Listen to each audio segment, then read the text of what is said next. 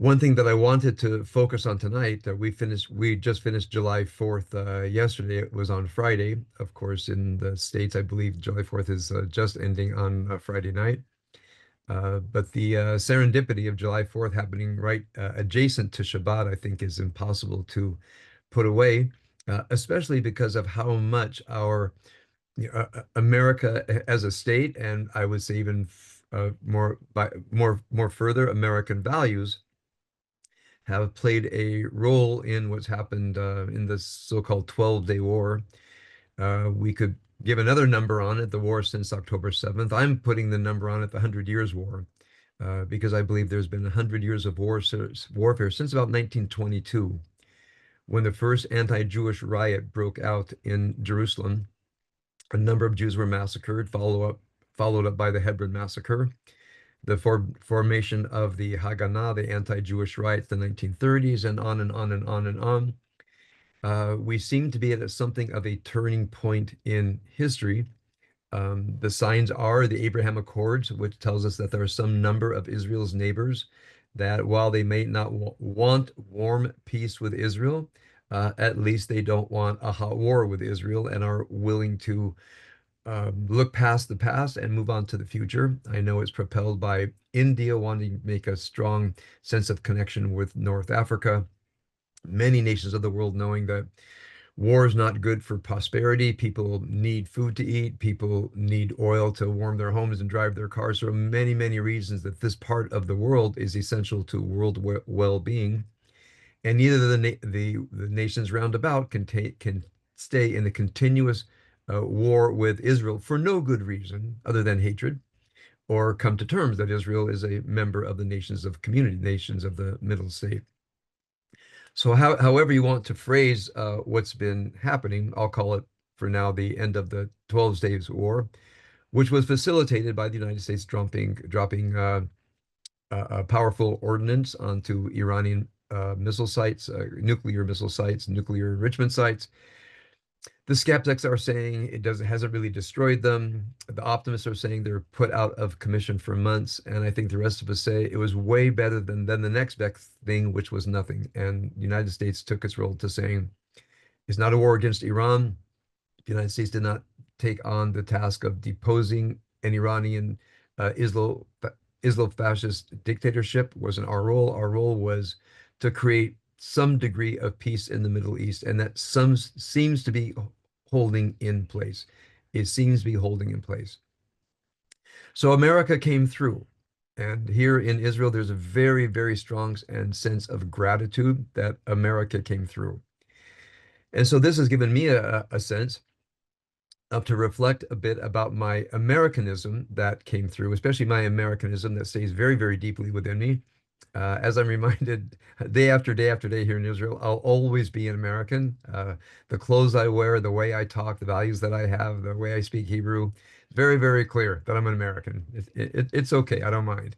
Uh, but as I've thought about creating a blog here, I have a blog set up for a couple of business paper. They're asking me to get going with it, and the name I'm playing around with is an outsider looking in. I'll always look at Israel as an outsider, and certain things are still mysterious and strange to me. And maybe I want to keep a record of what it means to be a 70-year-old new immigrant, American new immigrant, outside looking in and learning at the curious folkways of the natives. The Aboriginal cults here in Israel are quite interesting to the untrained eye. So in any case, on a more serious note, it's my asking myself what my American values have had to do with the struggle here in Israel, and especially the struggle on American campuses before we left. And I do believe that to be a very, very deep American struggle. So let me start by saying, when after October 7th happened, and immediately the campuses in the United States, mostly elite campuses, were besieged by radicals who wanted to take over the campus with their camping, um, take over institutions, having sit-ins, destroy property, engage in chants, Palestine free, meaning meaning death to the Jews. And a great number of acts of anti-Semitism, anti-Israeli sentiment, fighting with the police and so forth. I looked at it all, and it's awful, and I had to talk about it week after week after week. My look at it was they've overplayed their hand. They don't understand Americans. And here's what they didn't understand. Americans are unprepared for war. Americans are unprepared for war. In every war that we fought, we came at it flat-footed, not trained, and unprepared. In this war, this ideological war, this cultural war, again, we came unprepared. Why are we unprepared? In a rather naive way, we think that the way that we have set out for doing business, let's say on American campuses, is more or less taken for granted by everyone who is there. Yes, you can protest, but do it by the rules. You get a permit, you stay on the sidewalks, you don't prevent anybody else from going about their way. It's been a long time since the massive protests of the 1960s. And even in the George Floyd protests, the amount of destruction was either quite minimal on college campuses. So there's a sense, I think, by Americans that when people protest, it's going to come and go. What people weren't ready for was legions of organizers on what I call the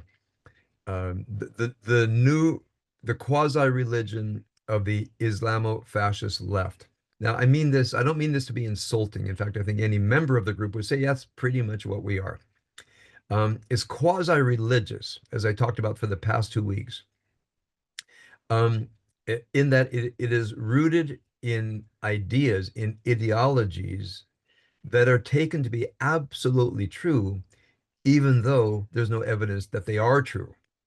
Now, oftentimes, people who don't believe in religion poke fun at religious people, that religious people believe in things held to be true, but are empirically cannot be proven, such as the virgin birth, the resurrection, the Torah from Mount Sinai, etc. They say that they're empirical, they're scientific.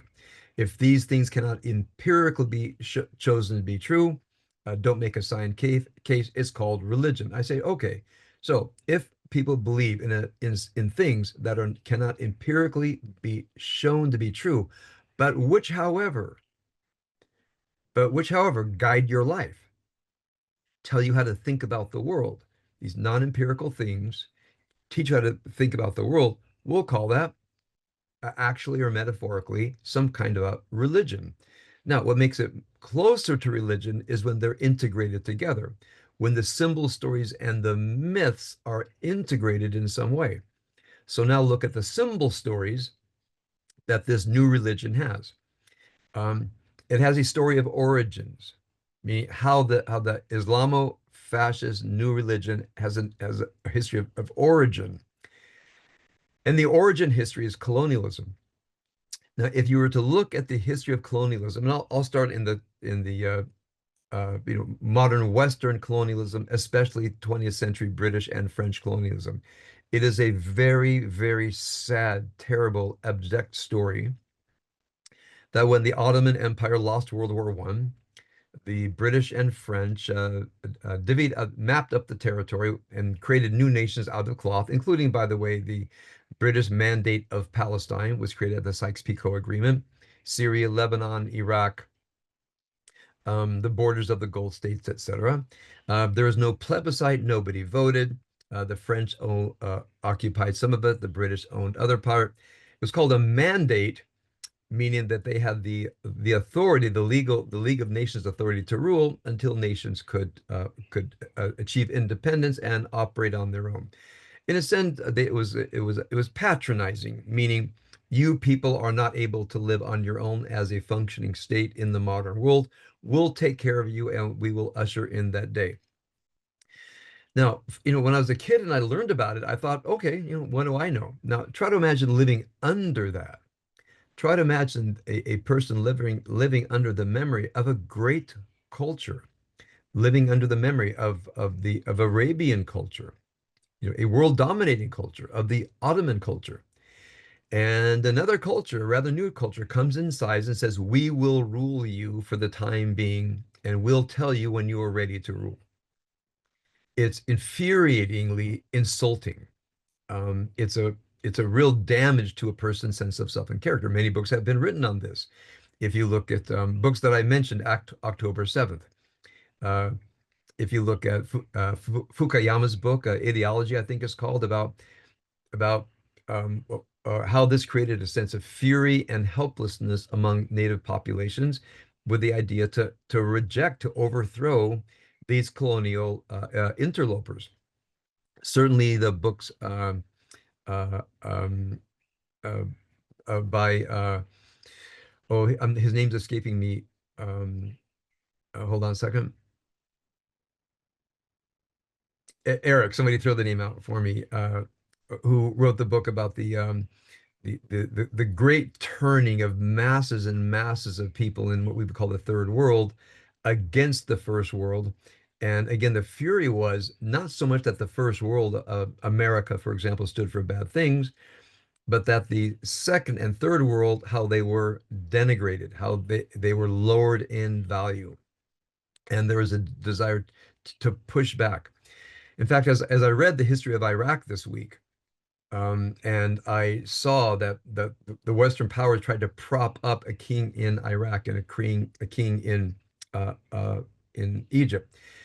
The way they were murdered, it will sound familiar to you. They were shot dead, they were butchered, taken out into the streets, corpses were hung by bodies, and people reveled in the butchery that they had taken. The the the resort to butchery, um, uh, in the context of these national struggles, was something that was very, very common. A few more things to that. As these nations sought to push off, as it were, an intifada against European nations, it wasn't that they wanted to reinstitute the royal power, some kind of monarchy.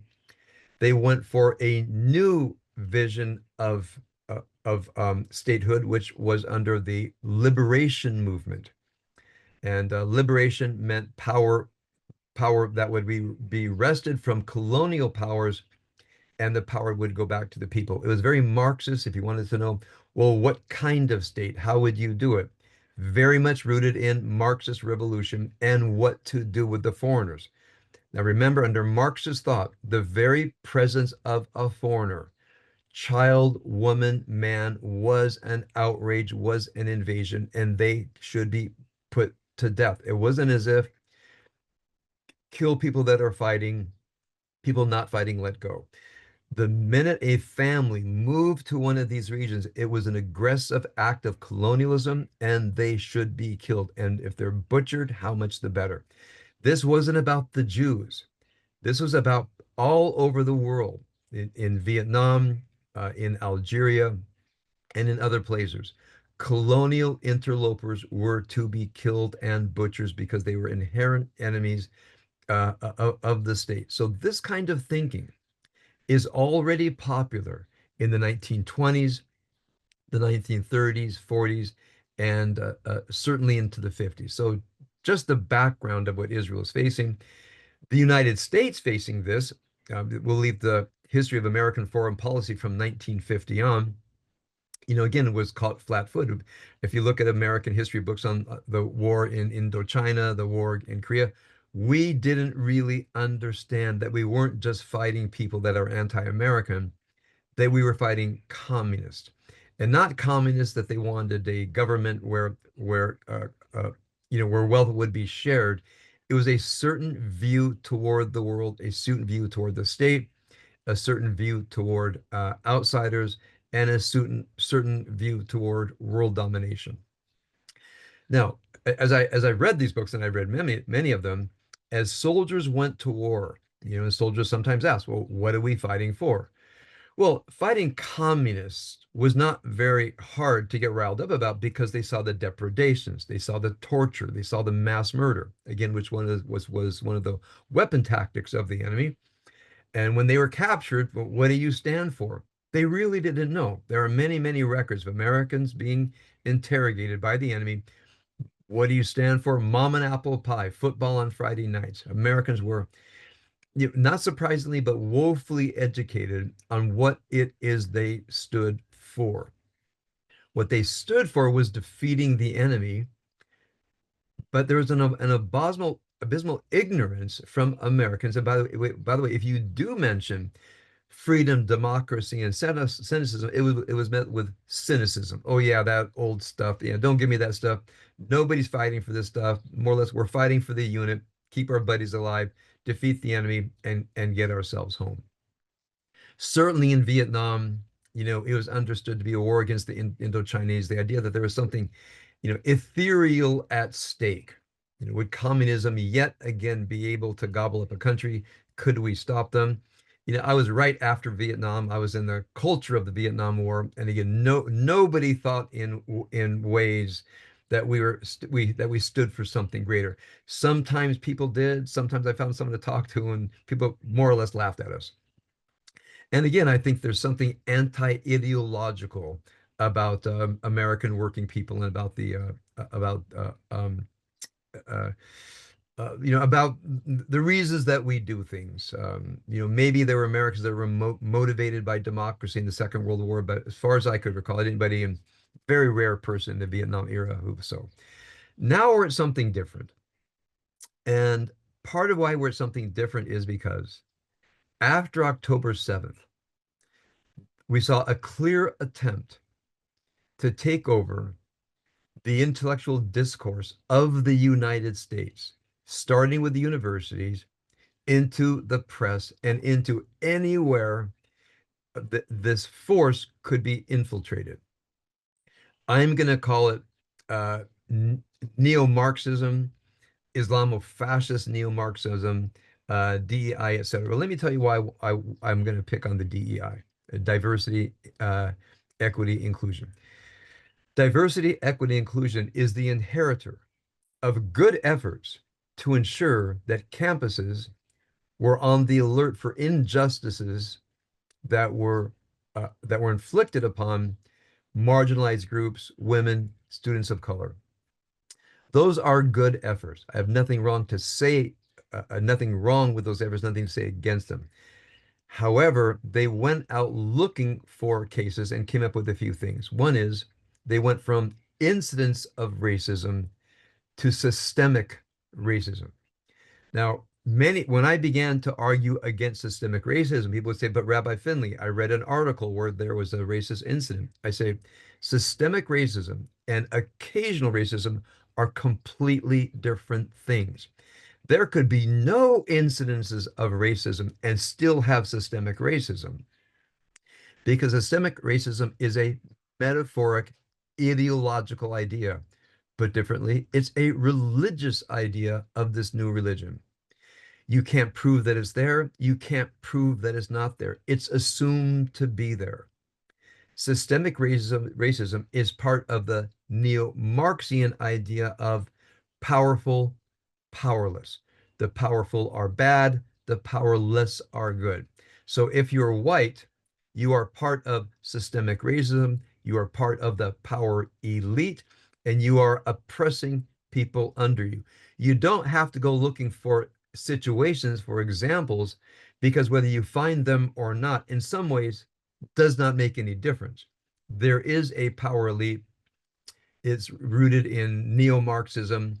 Marx with the idea that it's the factory owners, the owner class, the ruling class versus the bourgeoisie, the middle and the working class. And there doesn't have to be any evidence. It's a foregone conclusion that this is hearing. So that's why you would see people get on CNN and so forth and say, wipe the whole thing away. And when you would say, wipe the whole thing away, and then what? What do you propose? They had nothing to say because as far as they went was wipe the whole thing away.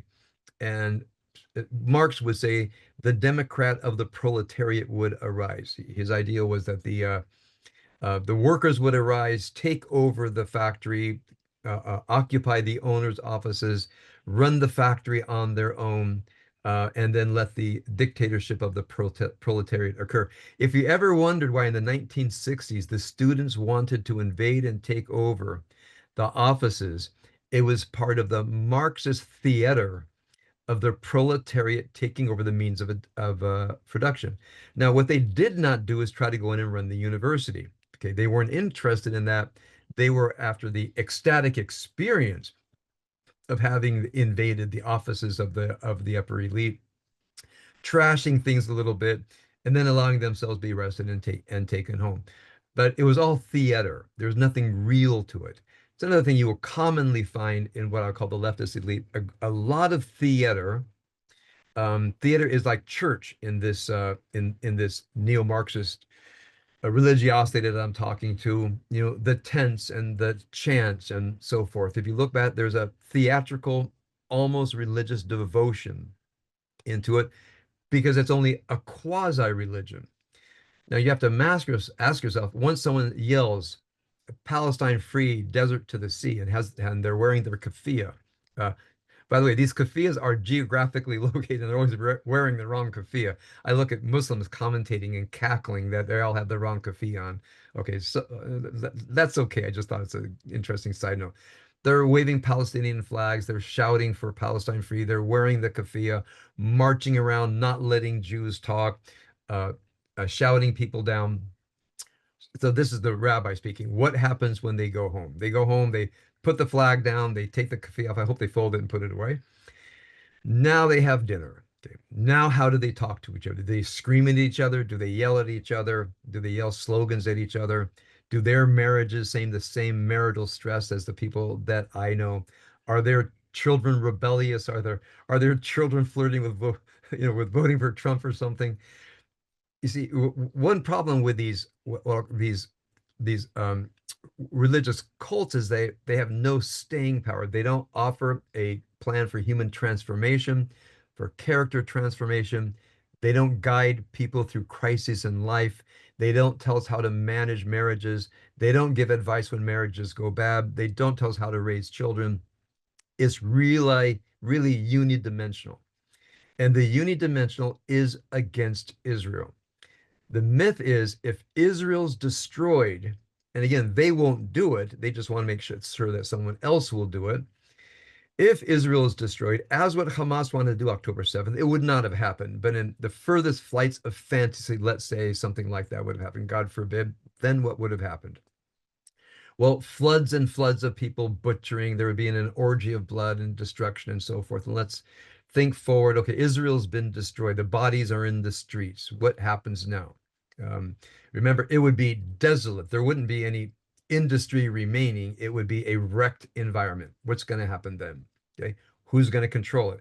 That's when we would have seen the warfare of those fighting over their carcass. War would not have ended in the Middle East. There would have been no peace in the Middle East. It would have been like the Iran-Iraq War of 1980, 10 more years of violence. So it's not as if the defeating of Israel will end violence in the Middle East. It'll actually increase violence in the Middle East. Secondly, I mean, nothing essential will have been resolved. But what you see that Israel does, it gives this religion something to hate. Now, that's a thing I want to end with here before I move on to Americanism. The religion is a religion of hate and death cult. They talk about hate and death. That's their rallying cry. Notice they don't talk about peace. They don't talk about understanding. They talk about eradication, annihilation, and killing and death. So it's a death cult. There's no image of what's after the death. I have to share with you an anecdote.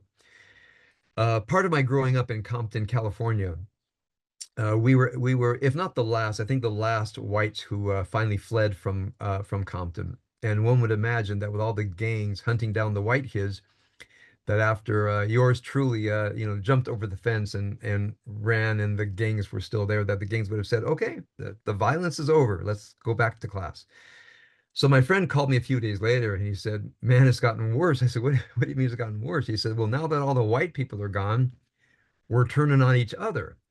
I said, "For what?" He says, "Well, we have the Bloods and some other group." And he says, now they're hunting down each other. And I wasn't sophisticated enough to think that ultimately it wasn't about white people. Ultimately, it was about bloodlust. which means when enough blood had been taken from white people, the bloodlust doesn't end. They turned on each other. So the crime and bloodlust after January 1967, 68, when I ran out, it got worse and worse and worse.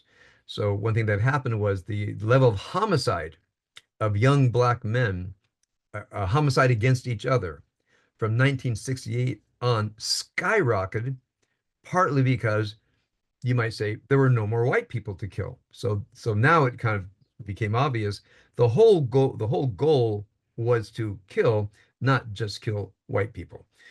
So I believe that in the United States, this energy is actually going to dissipate, which doesn't mean we're safe because the energy is still there, I would say, in different kinds of moles and holding places. And that's where we have to realize it's our turn now to relentlessly and assiduously fight for American values. I want to say four things this morning. This will be on YouTube, and I hope you fight them. They're not going to sound dramatic. It's not going to be Palestine free. It's not going to be things you rally about, but they are the most important things in my mind. First of all, the fight against moral relativism. The fight against moral relativism. Now, I tried when I was a dad to sit down at the family table and say, we're going to talk about moral relativism. The kids' eyes are old and nobody wanted to be there. And my wife said, come, not again, and found something else to do. So I found the best way to do it is inadvertently. So I keep my ears out. The kids are taking a test. I think I mentioned this before about the Japanese attack on Pearl Harbor. They're taking it for their APs. I said, oh, I know something about that. When did the Japanese attack Pearl Harbor? Somewhere around 1942. I said, close enough. That's good. All right. And what happened? Well, the American Navy was destroyed. Right. The battleship Navy was destroyed. Yes. And then what happened? And the Japanese took over the Pacific. I said, but why? Why did the Japanese want to do this? And I said, go ahead, take a look. I said, not more than 5 minutes. 5 minutes, I'm done. I'll go back to my thing. Go back to your thing. I'm just curious if you know why. Um, Japanese wanted oil and natural resources, and we wouldn't ship them American oil. I said, very good. That's excellent. So they went after the oil in the Netherlands. And what else was going on? Well, they wanted the Americans out of China and out of the Philippines, that those were Asian areas and not American. I said, great. And what did they do when they moved into the Philippines?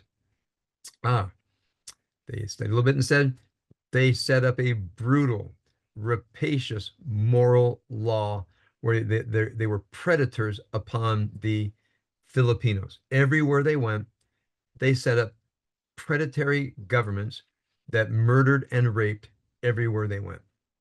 Not hard to find. They looked at it and I said, well, let me ask you, are there better and worse ways to govern?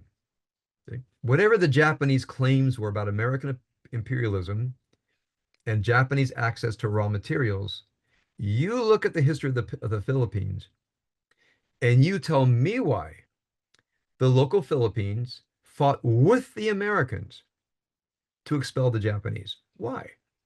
If the Japanese were more racially similar and they're getting rid of the evil Westerners, why did they fight alongside the Americans? I left that as an open question. And now and then they would read and say, the Japanese were brutal. The Japanese were horrible. Mass rape, mass murder, mass appropriation. What were the Americans like before the Americans were pushed out in 1942, 43?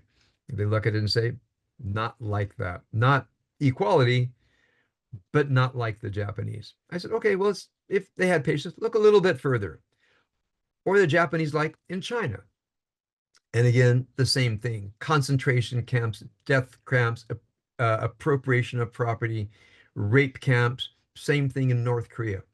If you study the Japanese military in the Second World War, colonizing their racial people who were racially similar, meaning other Asians, to throw out the white man, what was the regime like? It was disgusting. It was evil. It was beyond imagination, degrading the human experience.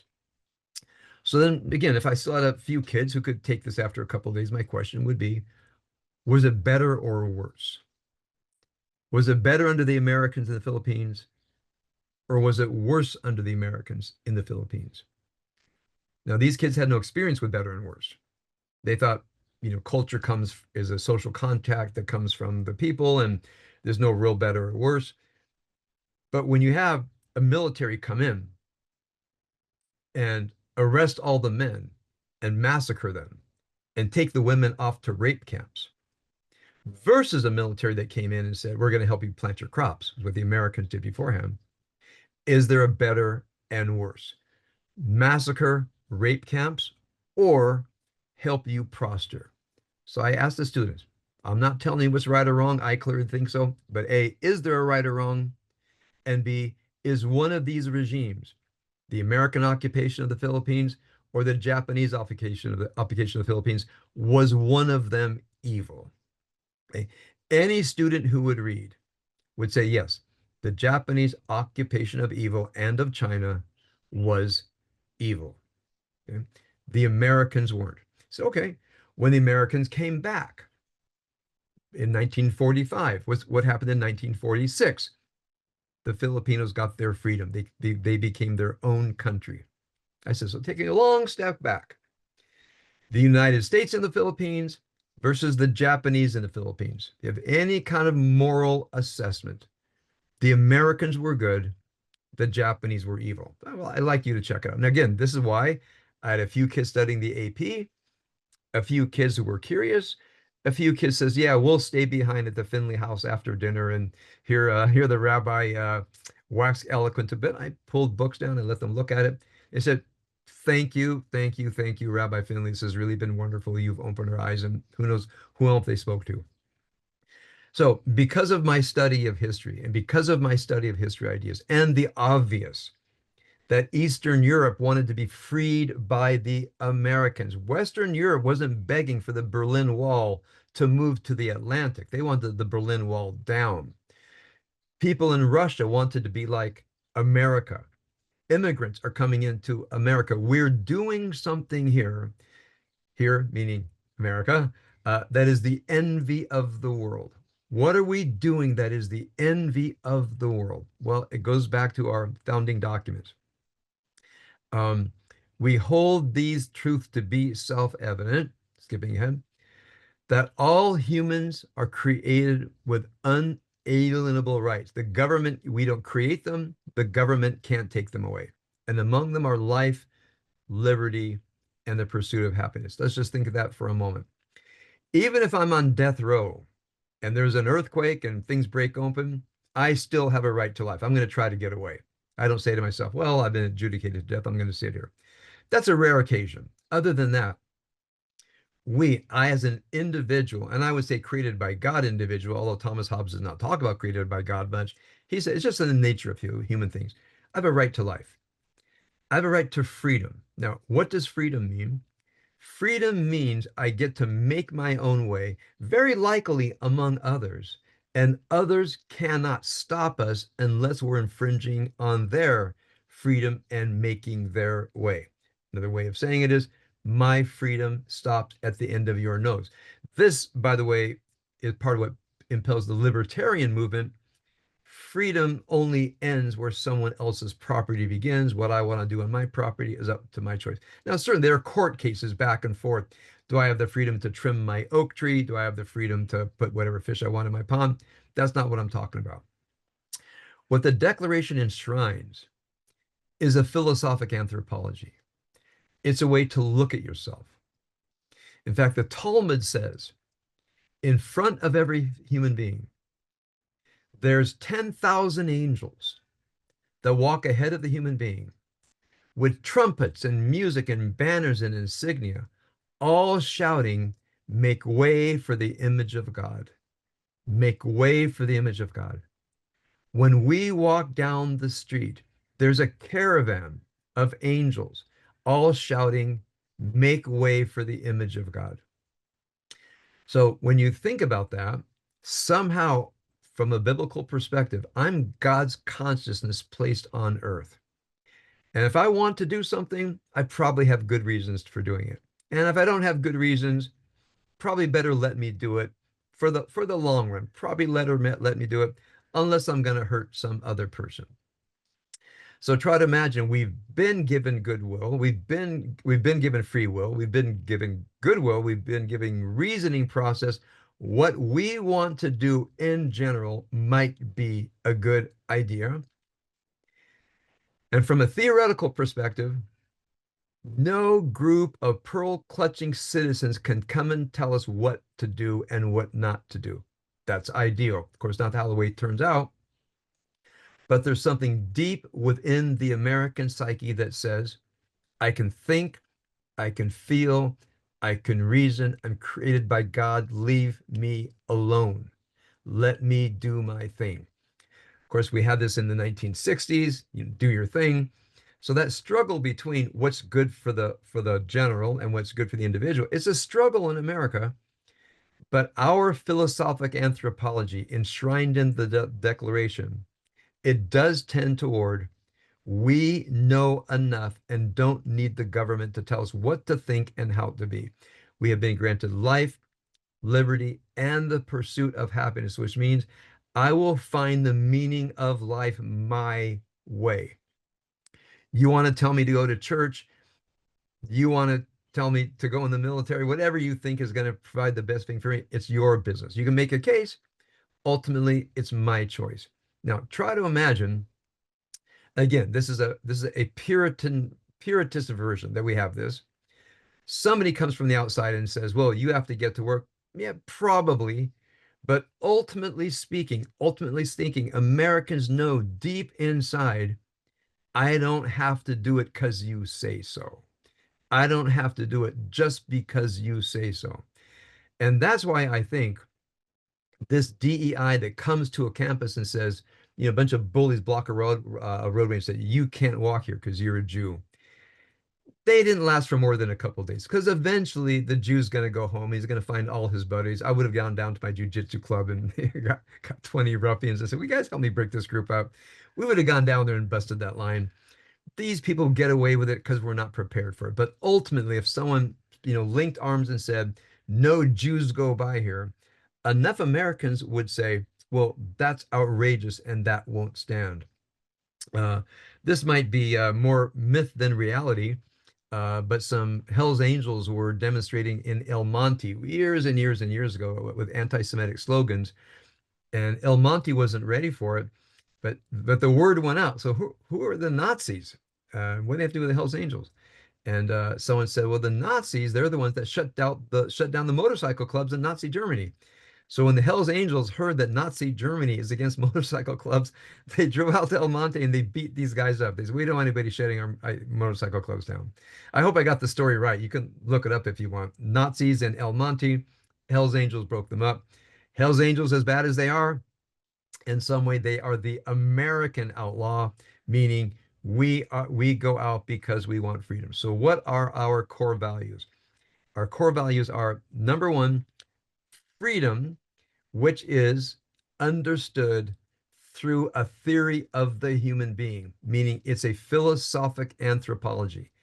Freedom is rooted in our ability to reason well. If you can reason well, if we are able to think about things, we can see what our freedom should be for and the natural limits of our freedom. Okay, so we start with reason, then we have freedom.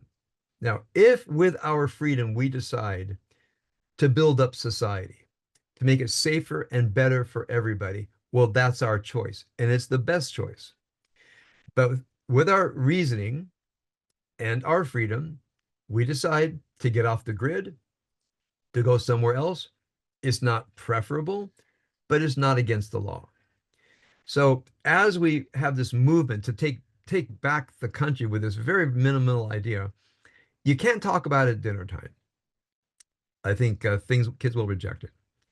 But I think one thing that could be done is everybody listening masters some very basic knowledge of what do we mean by reasoning.